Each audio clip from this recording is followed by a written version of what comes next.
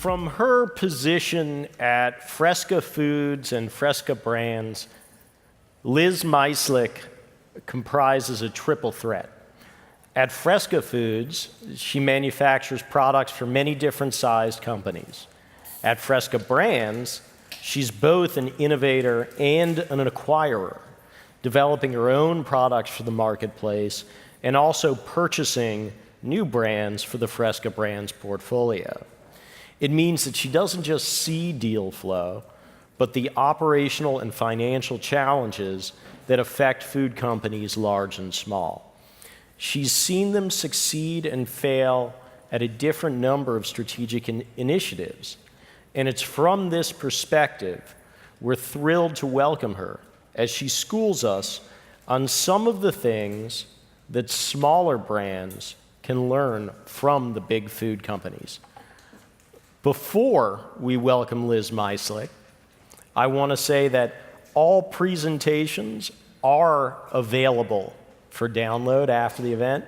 And now, please help me welcome Liz Myslik.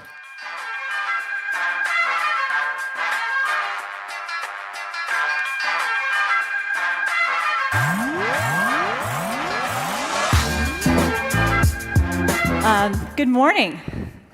I'm from Colorado, so it is still morning where I live. It is truly inspiring to be here today among so many innovators, change agents, and visionaries. Look around you. The people in this room, you, are changing the food system, the way people eat, the way people live. We are in the middle of the most innovative period in the food industry since it began 150 years ago. Nowhere was that more apparent to me than South Texas, where I was last week, because it's important to get out of the Boulder bubble every now and then. And I was definitely out of the bubble in South Texas.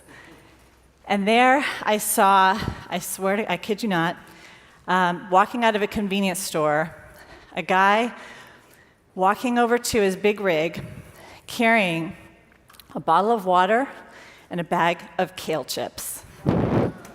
It's happening, guys. It truly is amazing. But this is really a food revolution. And we think about back when the packaged foods or the food industry started 150 years ago, we were eating foods that were literally grown, caught, or killed. There were no nutrition bars, no frozen meals, no energy drinks. So what happened? Well, there were truly some tremendous innovations that have happened and continue to happen. And you could say that the way that we live today was influenced in many ways by the technology and innovation of those early food entrepreneurs, who today we know of as big food.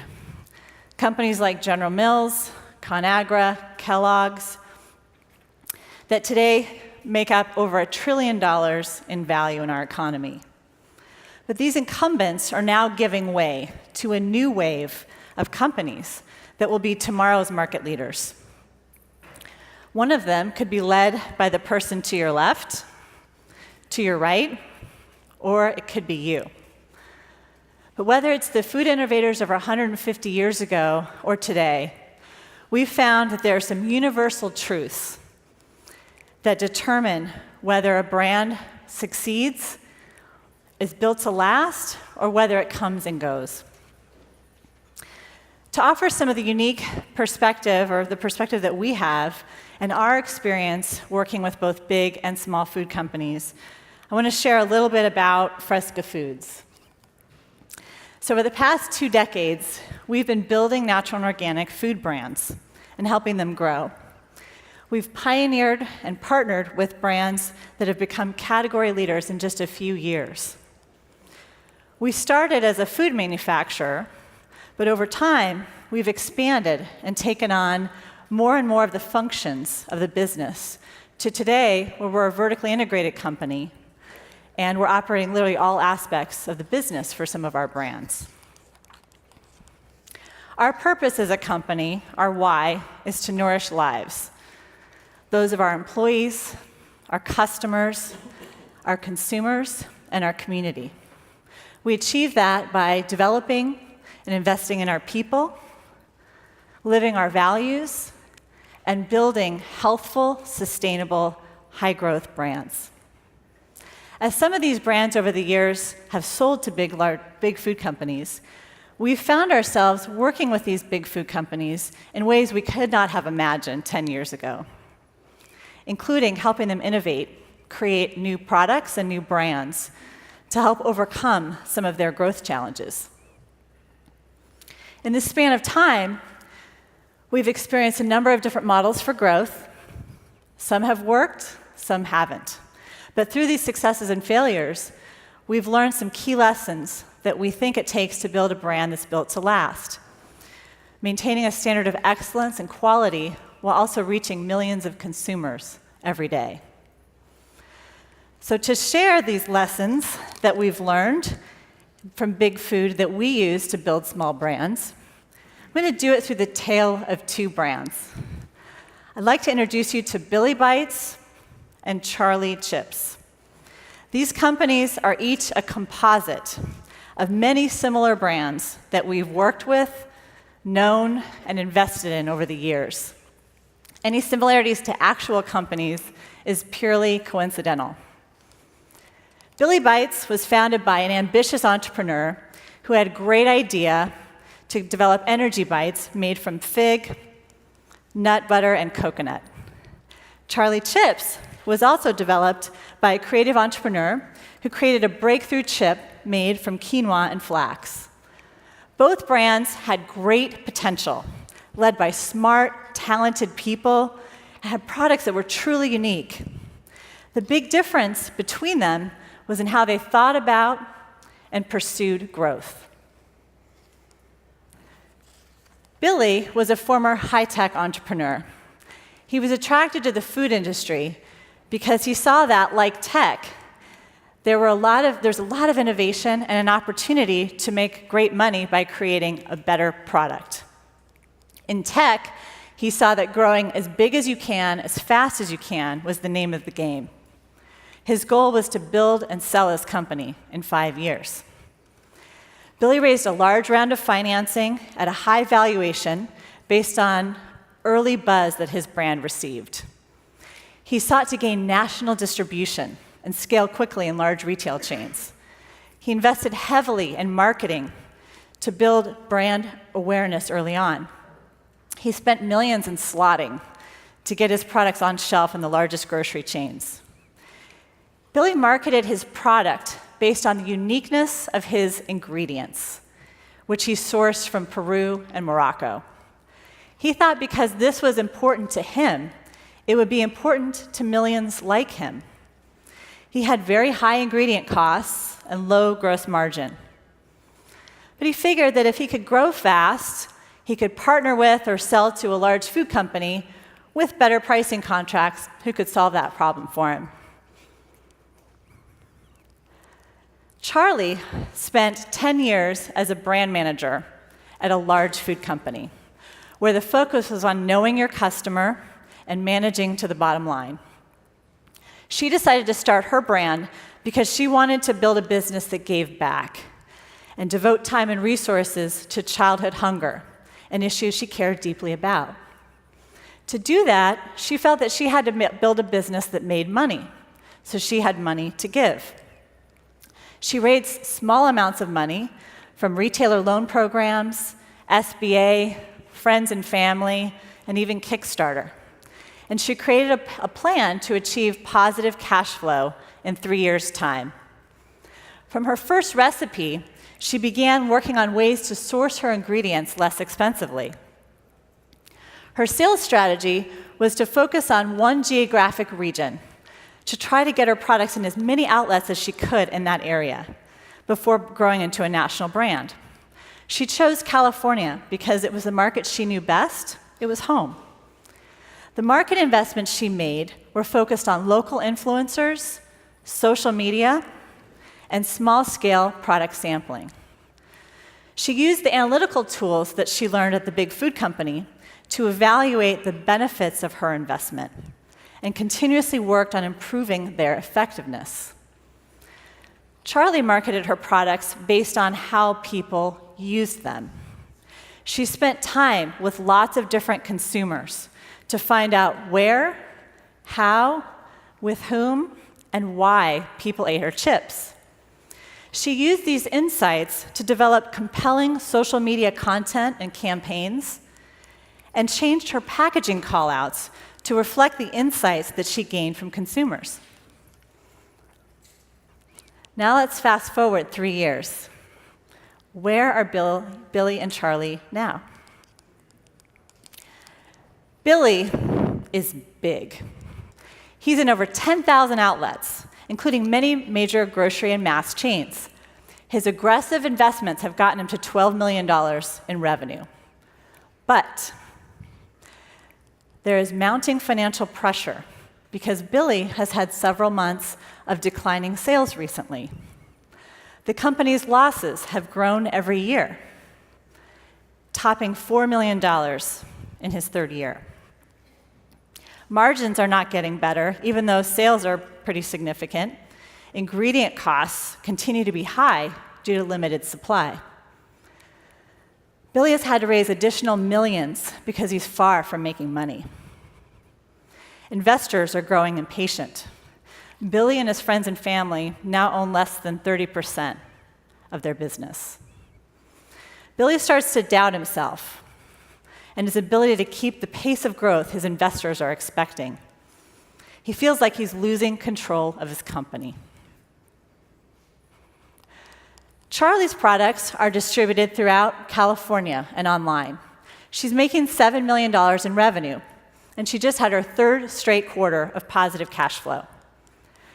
Charlie is poised for massive expansion because of what she's learned about how to sell and market her products over the last 3 years. She's ready now to take it to a national scale. Charlie brings on a financial partner, sells a minority share of equity, and makes big plans for growth. She too is under a lot of stress, but she's starting to feel the momentum of her business grow, the wind at her back, and the decisions that she made early on are starting to pay off. So how does this fairy tale end for our hero and heroine?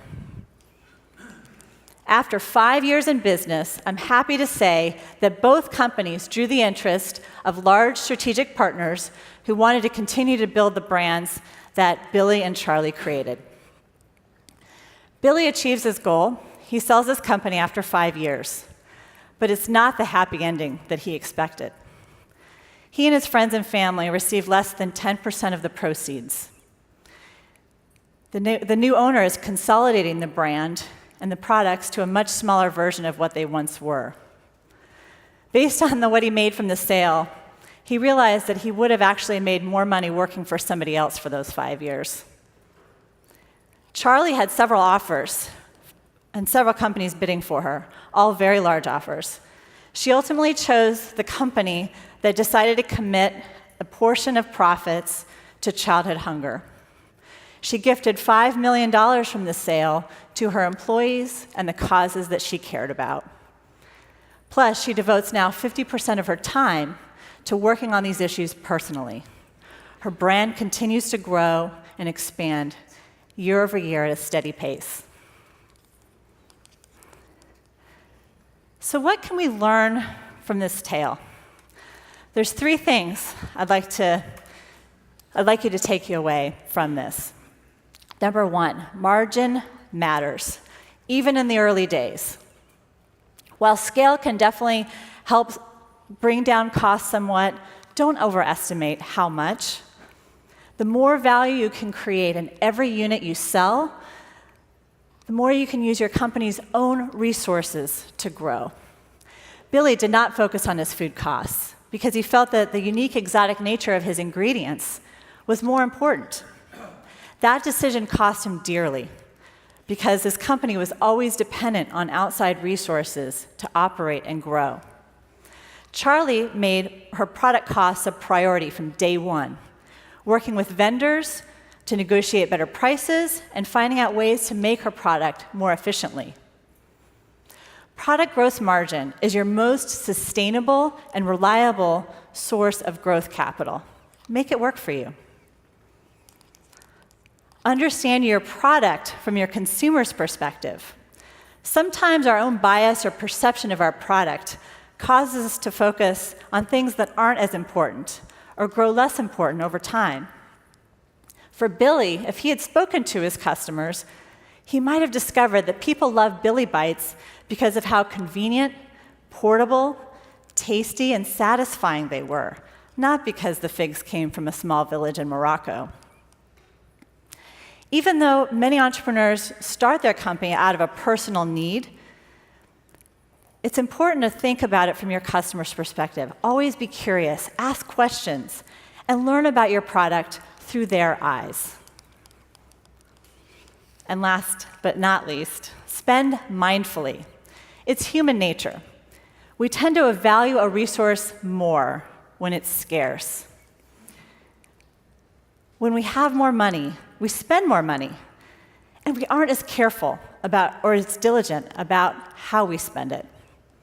You'd be surprised to know that some of the big companies have more restricted budgets on new projects than entrepreneurs because of the vast amounts of capital available to young brands.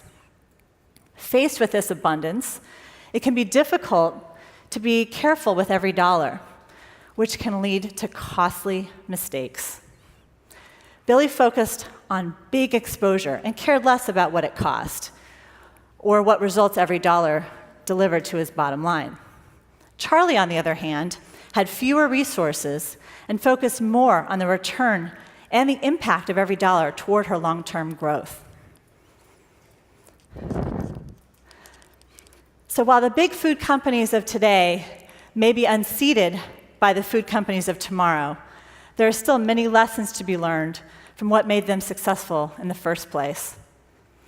I hope that these stories have inspired an idea or an insight that you can take away and start using tomorrow with your own businesses. Thank you. Thank you. Dynamite. So let's All right. hang out on the couch for a little bit. So Blend in. This is amazing, isn't it? I know. I couldn't help but giggle. Just hang out all day. No one will know. No one will know I'm here. So we don't all work for big food companies. Is that, if you're coming at it from a purely entrepreneurial standpoint, do you recommend hiring for that kind of talent or experience void, or bringing in investors from that space, or advisors? I don't know if, I think that it's sometimes difficult for the large food companies to understand the perspective or the challenges of the small food companies. So I do think that it is important to speak with people who have been there and done that, actually other entrepreneurs who have been there before you. And it's amazing. This industry is incredibly collaborative. From the first moment, from my very first expo, I think 15 years ago, I walked around and I had come from banking and consulting where people were, kind of tripping each other on the way in. And at Expo, I saw people giving each other hugs. And I just found that this is an industry where people help each other. Yeah. In Colorado, we have an organization called Naturally Boulder. Literally, it's made up of a lot of entrepreneurs and people who have been very successful and sold their companies, and who are still around helping those who are following them. So I think finding advisors and people who have been there before you and know the challenges that you are facing or will face is really important. Yeah, certainly. And we try and build that community here. Yes. And we also, as I was asking you that first question, I thought to myself about the number of folks who come into entrepreneurial organizations from big companies, and they find that they're not able to function without the weight of that big CPG hammer behind them. I do think we have this generational resource among entrepreneurs who've who have done it or who have failed at it and learned. That's right. And who are able to supply that information that maybe Charlie had access to. Let's face it, we learn more from our failures than our successes. Yeah, right? absolutely. So let's talk about Fresca for a minute, though, because I know that there are so many brands running through there that are succeeding or failing on strategic plays. And so I'm wondering, what's some of the key challenges smaller brands are facing as they scale right now, and also what's creating opportunity with the way the larger brands are working? So I think the challenges that the small brands are facing, it's the challenge of focus. I think James said it well earlier today. When you're small, every sale looks great, right? Every customer looks great. And that discipline of saying no and really understanding what your core is, your why, and focusing and driving towards that is incredibly hard, but it's incredibly important. And so we counsel entrepreneurs a lot about that. Leaning people into their strengths. So looking at the strengths of the team and allowing people to do what they do best. And that's how actually our partnership with brands has worked over the years, by allowing the entrepreneurs to really focus on evangelizing their products, being in front of customers and consumers, and letting us just run the day-to-day business. So leading people into their strengths. And I can't say it enough, but just really being out there and in front of your consumers and understanding and learning from them, because the reason or the inspiration behind which you created your product is really important, but the way in which consumers interact with your product could be totally different. And it's important to listen and observe and understand what it means to them. Now, not everyone can afford consumer research early on. So what are some of the ways that you suggest people really start with that consumer feedback process? Well, it's interesting. I was talking with John Haugen not too long ago. I don't know if John's here, from 301 Inc., and we were talking about this because 301 Inc. is part of General Mills, a very large food company, and the big food companies tend to invest millions and millions of dollars on consumer insights. But when I was talking about what 301 does with their brands, I found it's very similar to what we do and what our brands do, which is it's very simple. Just get out there. Demos are a great way to talk to consumers, both consumers who haven't been exposed to your product and those that are. Get on social media and talk to people and learn and ask questions. I mean, that's an amazing way to connect with consumers, learn from them. And then we've been pushy sometimes and ask people, can we come into your home? Can we see what's in your pantry? And most of them say no, but some say yes. And because it's surprising, people actually really respond well when you show an interest in them. That it's just so unusual, I think. So we go in their homes and we ask them questions. What time of day are you, when are you eating the product? Why? What else is in your pantry? What have you stopped buying because you're buying this? So it's really simple. Just get out there and talk to your customers. And I think it's easier than it ever has been because of social media and because of all the access points that we have in different retail outlets to get out there and get in front of them. Terrific. Well, listen, Liz is here to answer questions throughout the day, and I can tell you she's been a great advisor to me over the years as well. So thank you so much for coming. Sure. Appreciate it. Thank you.